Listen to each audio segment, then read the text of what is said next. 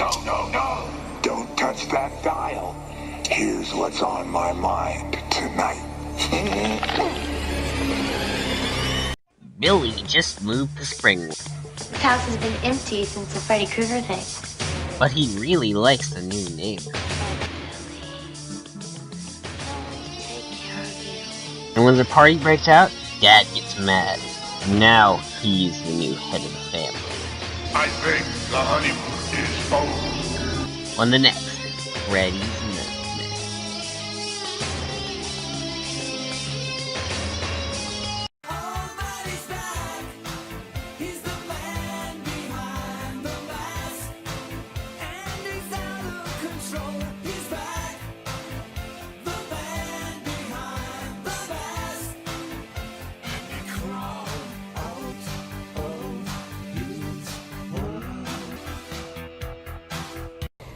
Yes, I know it's not Mother's Day, but it's close enough. I don't care. I mean, this video wasn't even supposed to become near Mother's Day. I mean, it just got delayed so much, but, anyway, I'm doing it now, so let's review another episode of Freddy's Nightmares, Mother's Day. So the episode begins with intro, of course, and this kid's recording his new house and his new family, but his new stepdad is a dick. So, when they're setting up, she almost steps on a bear trap. Ooh, hopefully somebody steps on it so I can play this. I got you in a bear trap. I'm gonna make you shut up. I got you in a bear trap. You look like a stupid sub. This family portrait's about to suffer a revolting development. Please, producers, you're my only hope. We need to keep the zone for just one more season, please. We need a season 2. So he says Happy Mother's Day to his mom, so they leave, and he tells him to not have too much fun when he goes away. And he does have some fun when he sees a new girl washing her car. And this episode has some of the damn factors of Saturday Night Special. And it's definitely much better than Saturday Night Special, to say the least. So he talks to some talk show host on the phone, and gladly she comes over to say some interesting things. This house has been empty since the Freddy Krueger thing. One of his last victims lived here. Don't. Wait, what house? You mean the twins' house? Well, I guess it could be, but I don't think it is. It always could be, though. I don't know. But it probably isn't. Who's his last victim? Are you talking about, like, before the girl? Since I know that, Merritt was attacked, but does that count as one of his last victims? Or was it one before that? You know, I don't care. Don't worry, Freddy's gone. Too bad. What? Maybe he could deal with that jerk my mom just married. Remember this line, okay? So she uses his phone so that they can have a party in the new house. So he falls asleep so they can play some music and take some pictures of wildlife. I've said this before in this series, and I'll say it again. Damn! So he goes into the red room to find her dead. Or, not. Sorry, they had a commercial break in between. So, they needed to keep you on your seats. That gives you an idea to go through all those commercials. So they find some photos of his mom, and some of her friends get there, so they decide to have a party, because they're already invited people like her boyfriend. So he shows her his room, and he got a camera set up at the window for her. Oh, can you please let me see you change? That would be pretty damn cool. But no, he gets cock-blocked because they're breaking records and being idiots shooting shotguns downstairs. Or maybe his stepdad's an idiot since he didn't lock anything up. Well, he's an idiot because they're idiots. They're all idiots. So he kicks everyone out, about to fucking shoot them, and then Daddy gets home to see all the chaos. And he slaps the shit out of him, but they get in a fight because, you know, the house is all fucked up. And he eventually falls into the bear trap. Kill him. Hey, now I can play this, and have it make sense this time. I got you in a bear trap. I'm gonna make you shut up. I got you in a bathroom. You look like a stupid sub. So he's dead. His mom finds him on the wall somehow. But she doesn't care now because now they're all alone, and I think it might get a little bit incesty. Well, it's not as weird as this.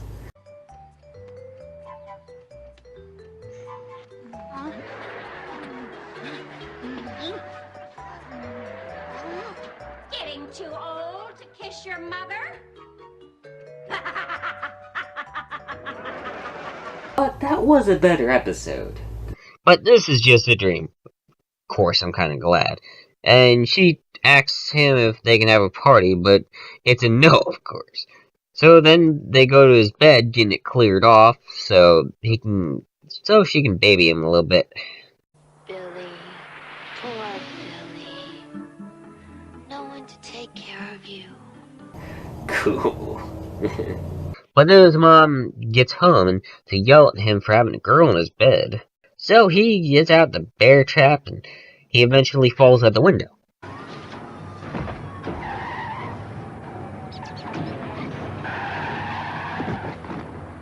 Alright, so I'm going to talk about this a little bit, because I'm not going to get into it later, you see.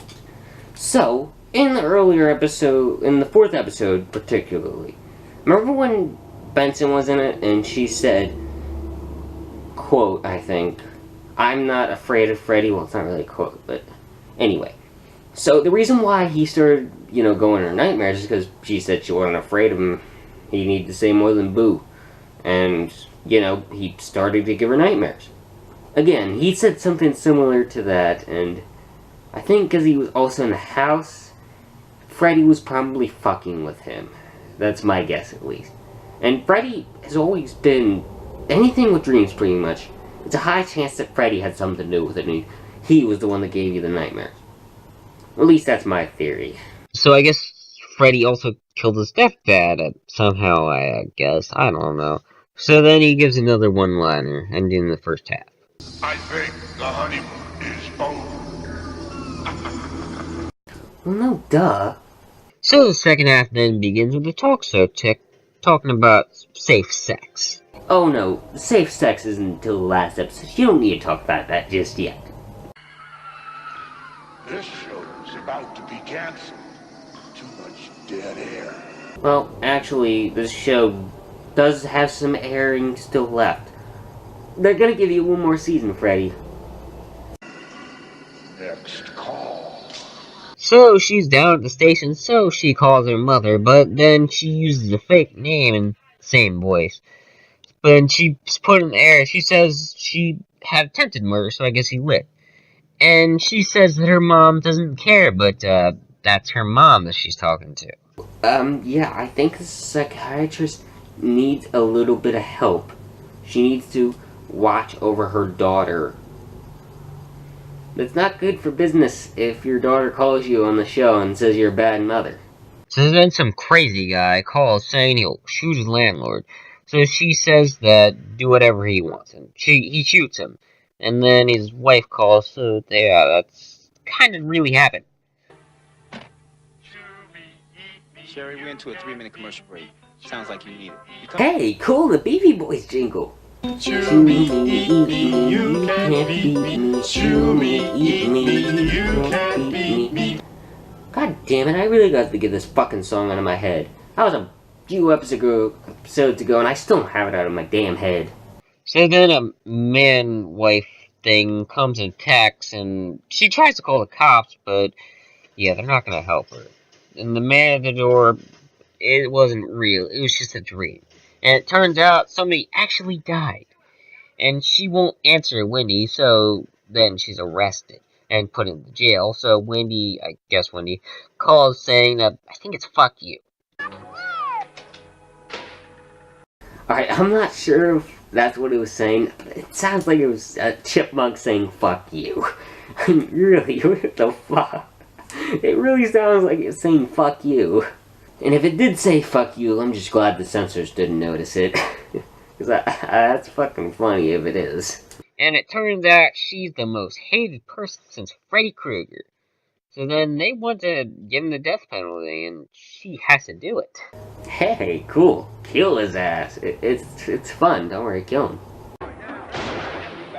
So she does it, but she wakes up. Wendy calling again and saying the guy is cooler, so she then commits a suicide, and then she's let out. She's not gonna be on suicide watch? Okay then. It's your fault if she kills herself. So she goes home and drinks being called, and she goes back on the air, and some guy calls her again until his wife calls. Blood all over her, but she wakes up fine. Her on the air calling herself. Confused? So am I. So she is taken off the air, and it turns out she was dreaming the whole time. And this, well, I think it was the whole time, but then she goes to see her daughter, and then she gets shot. Happy Mother's Day. Oh, a shotgun, thank you. That's exactly what I want for Mother's Day. Thank you, Weepy.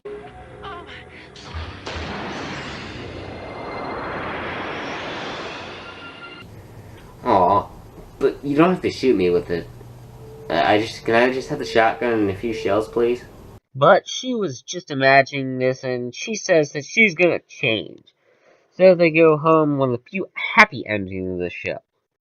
So that was Mother's Day, and it was fun.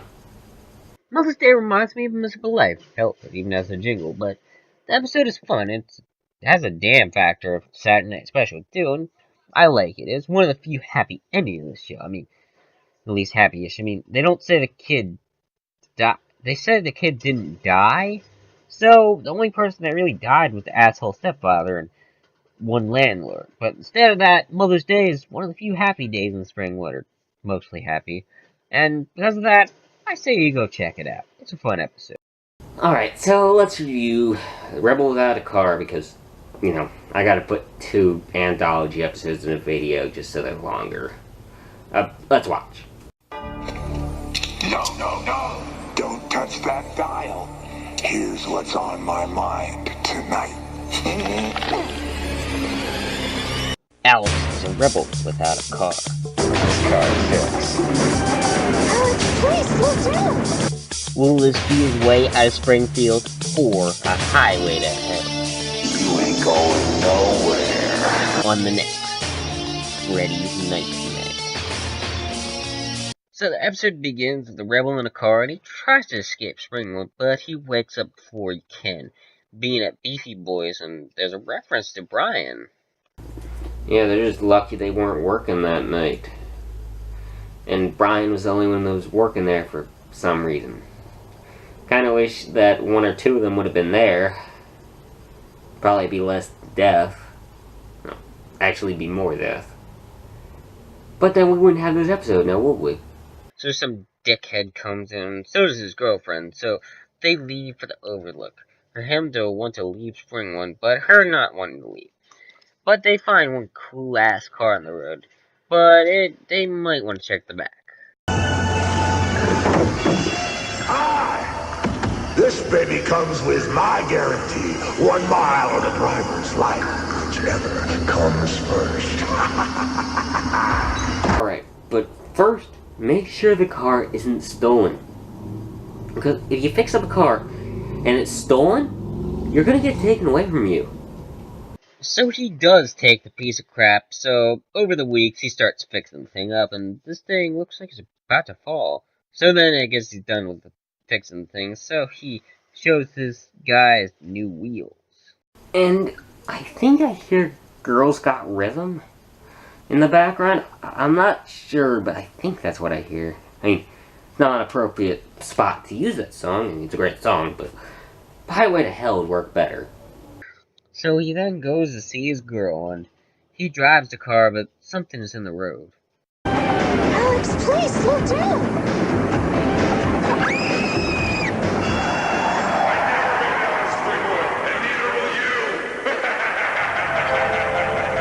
You know what? That gives me an idea of something they could have done. They could have had a Groundhog Day-like episode where a guy just tries to get out of Springwood but keeps dying before he gets out. You know, that'd be a kind of fun episode. Just wish they would have done it. But, you know, they got canceled in season 2. But they're not gonna do that. So after commercial, his friend tells him the backstory of the car, that everyone in the car died eventually. And then these two want to race. So they will, but later. He has to see his girl, him being a dick. But he apologized to her, so they make out in his car later. Hey, cool, it worked, so now you're gonna get laid. Haha, nice. So he tells her that he's gonna leave town. So while driving, he sees the guy, but he's gone. But then he's back. There's no way out. Forget about that. It doesn't matter. So they talk, and he wants to leave, and they decide to race. Either way, he wins. So they decide to play some chicken. But he wins because he's chicken. But he's in the back now. Alex, there's no way out, kid.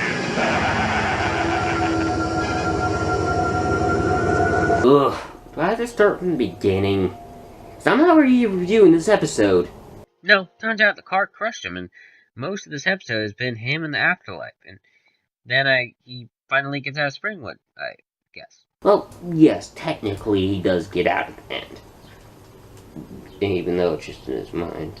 If you're thinking of leaving Springwood, you ain't going nowhere. Hey, he did get out. Kind of. His body didn't, though. So the second half begins with her in a dress, walking down the aisle. Huh, that's weird. I thought that bride that wore red until... No, suddenly went up his silhouette. God damn it, that means I'm gonna have to worry about Rap Master Freddy. Oh well. But this is still Rebel without a car, this being a dream. And it turns out she's just trying to join a fertility. And she says that her boyfriend died because he was trying to fix her car. And it's a low chance of her getting it.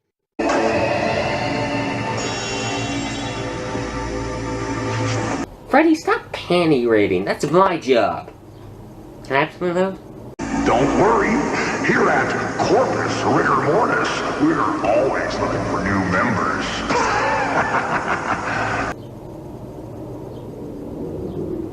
Oh, so you have to be dead to get in?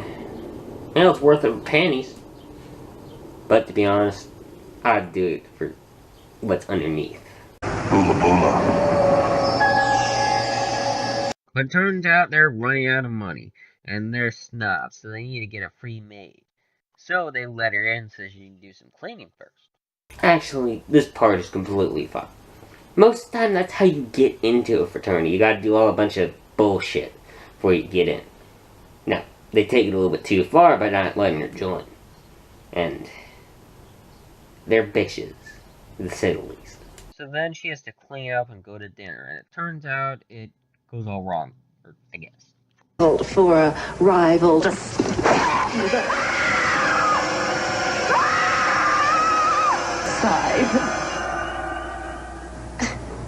God damn it, is this gonna be another Saturday night special? Better not. But she's not in yet. She has to do some more bullshit. First, them being bitches and blaming her for doing something she didn't do. But she won't let them do that to her, and she won't leave, so they have to do something a little bit too much. They make her go fuck some random guy, and she's yeah. Ugh, you took it way too damn far.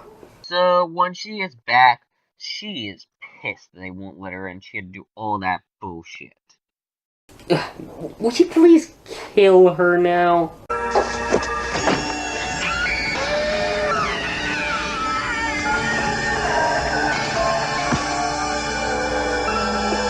Eat it, bitch. Oh, thank you. Now kill all of them. Painfully.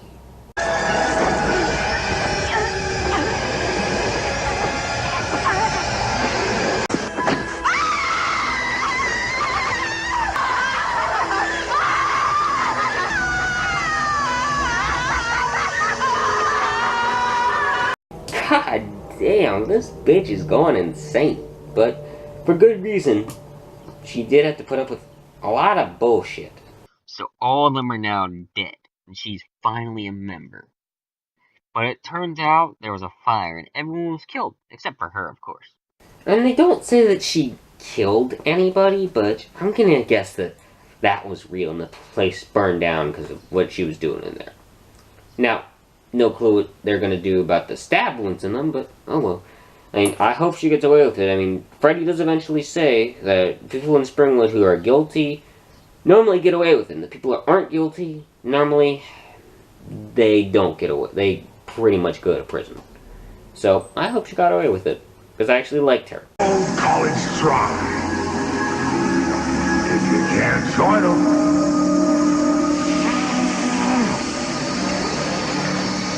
roast them! Alright, so that was Rebel Without a Car, and it was okay. Rebel Without a Car is a fun episode, and the first half is okay. I enjoy it. It's alright. I'll probably forget this episode after a few years. It's an alright episode. First half, at least. The second half is much better. I enjoyed it much more. It's really fun. I enjoyed seeing these bitches die, because, you know, they were bitches. And they deserved it. But the episode altogether is okay. I enjoyed it enough, and I think you'd enjoy it too. So, I suggest you go watch it and check it out. It's okay. Finally, another episode down. Well, 12 more to go. Just watch the next damn promo.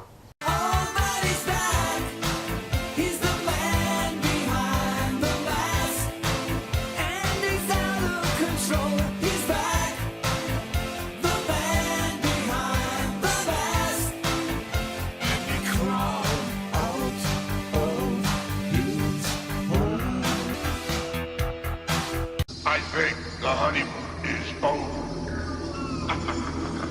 Boola boola.